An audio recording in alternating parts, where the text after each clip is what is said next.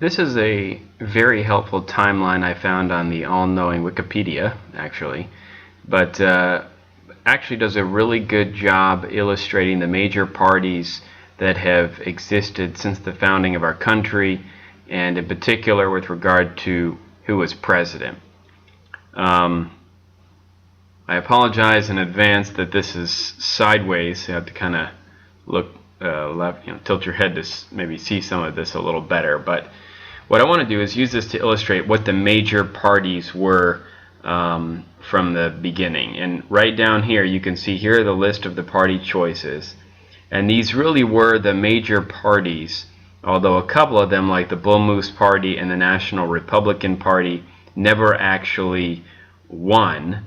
They had a major showing during the presidential election. So let me explain the way this chart works.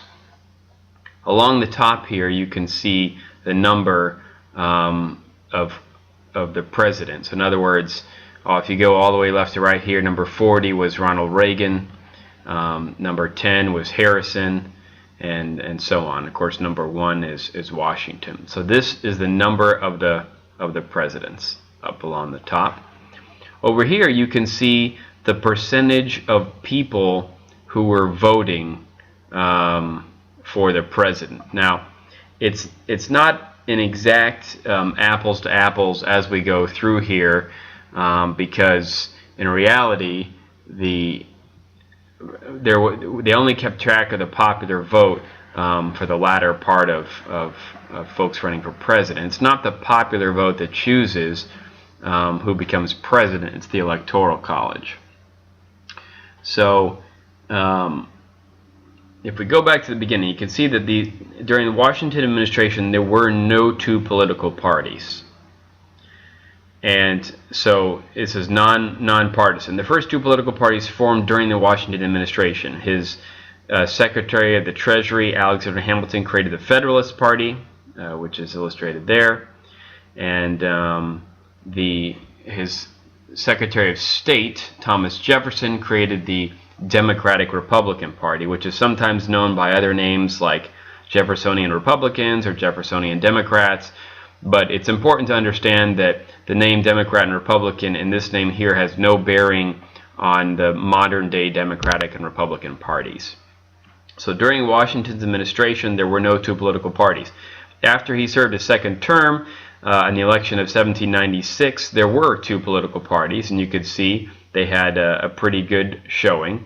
And so it was the Federalist Party versus the Democratic Republican Party. Adams won, and he became president. 4 years later, you can see he lost. See, this middle line here, the 50% mark, illustrates again the popular vote, even though it's not what decides the election. It's a good indicator.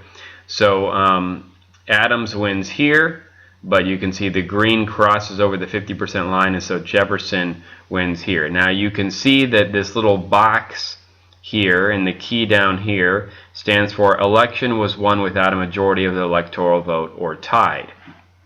So what that means is that Jefferson did not get enough to win, and that's because he actually tied with his running mate Aaron Burr, and it sent it to the House of Representatives. That's only happened 2 times, here and then the Jackson versus John Quincy Adams election here. And when there is no victor in the Electoral College, of course the House of Representatives decides. So those 2 boxes represent when the only 2 times that occurred. So Jefferson wins. He's there 2 terms. His Secretary of State is James Madison, who runs for president when Jefferson is done, and he wins and becomes president 2 terms. His Secretary of State is Monroe. Monroe, after Madison is done, he runs for president and serves 2 terms as well. So you have 6 terms of all Democratic Republicans in the presidency, and by the time these terms are done, 24 years of Democratic Republican rule, there really is no functioning Federalist Party anymore. And you can see that it slowly starts to die off. This orange here is the Federalist Party, and by the time This election happens here when Monroe steps down, and his Secretary of State is John Quincy Adams, who is John Adams' son, is running against General Jackson. You can see that this green bar is broken into four, and that's because there were four candidates running for president, one of which was John Q. Adams, another was Jackson, and then a couple of other folks, but they all ran as Democratic Republicans. And there wasn't even anybody pretending to run really as a Federalist. There was some independents up here, but it was pretty much just all Democratic Republicans running. As was mentioned before, there was no victor because while Jackson came in first, he did not have enough electoral votes to win, and so it went to the House. That's what the H stands for. It went to the House, and the House actually gave the votes to the guy who came in second place in the Electoral College, John Quincy Adams. So John Quincy Adams becomes president, even though he had come in second place in the Electoral College. He came in first place in the House, and that's because one of the four who had been running was Henry Clay, and Henry Clay was the Speaker of the House, and he threw his support behind John Quincy Adams, and so Quincy Adams became president. Now this infuriated Jackson, and so Jackson 4 years later formed his own party, and it's called the Democratic Party, or the Jeffersonian Democratic Party, and he runs against John Quincy Adams. John Quincy Adams forms the National Republican Party, but he actually loses. So this right here would be John Quincy Adams if he had won.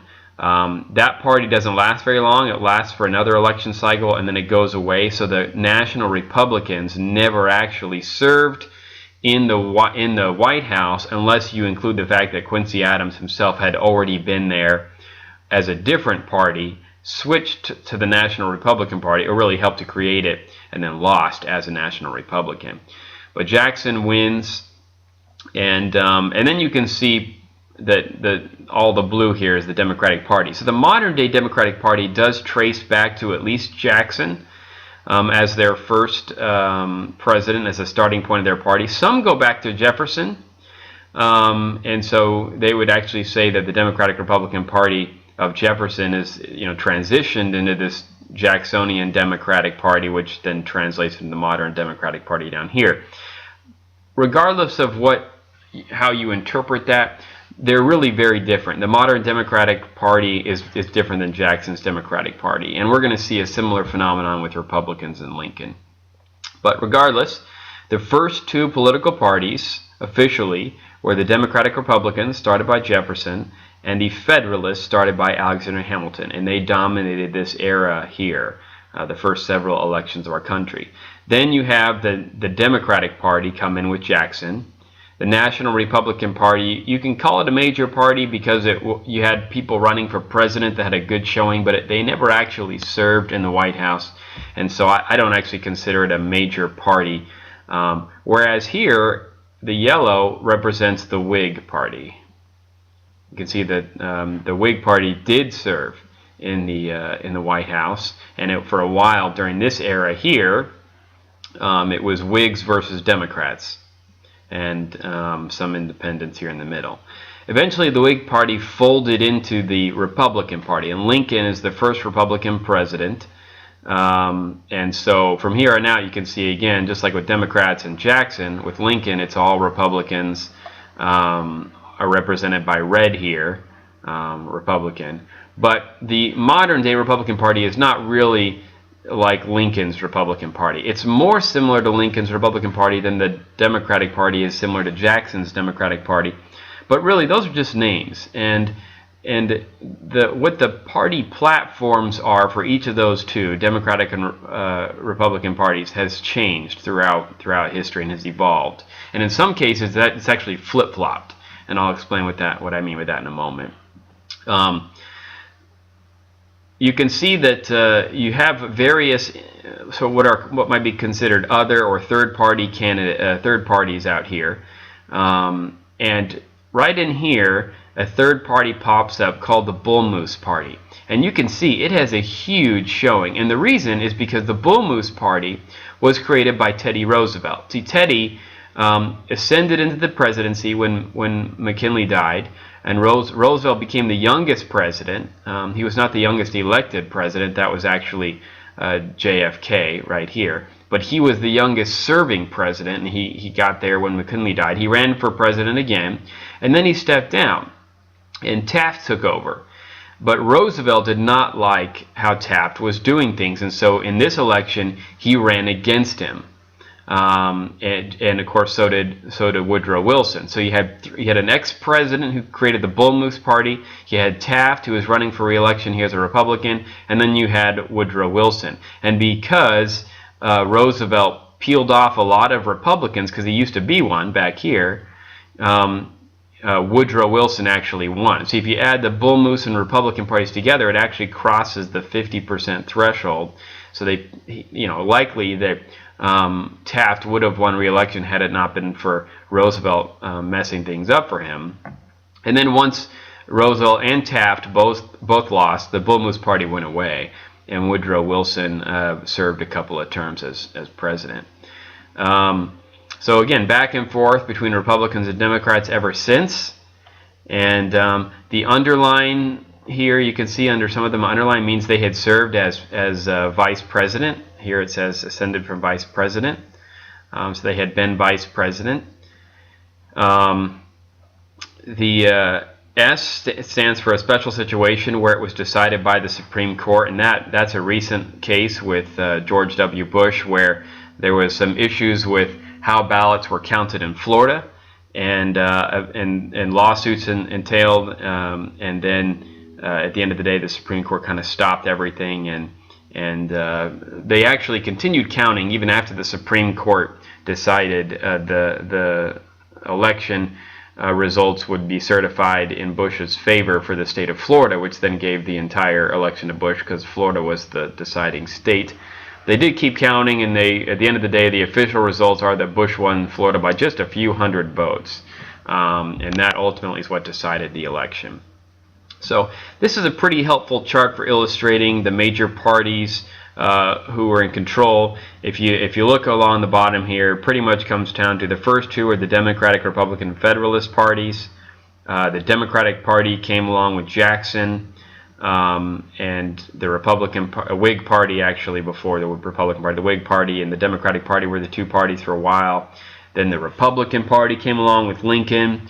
There was some strong showing by other parties like the Bull Moose Party and the National Republican Party, but they didn't really last very long. You can see they didn't win official elections. And of course you have other third-party candidates as well, and third parties that have existed throughout our nation's history. For instance, today some third-party candidates, third parties that are major parties, they're not major, but they're the larger third-party parties, are ones like the Libertarian Party or the Green Party are examples. They are third parties, they're minor parties, but there is a litany of minor parties out there, and the Libertarian and Green parties are the larger of them.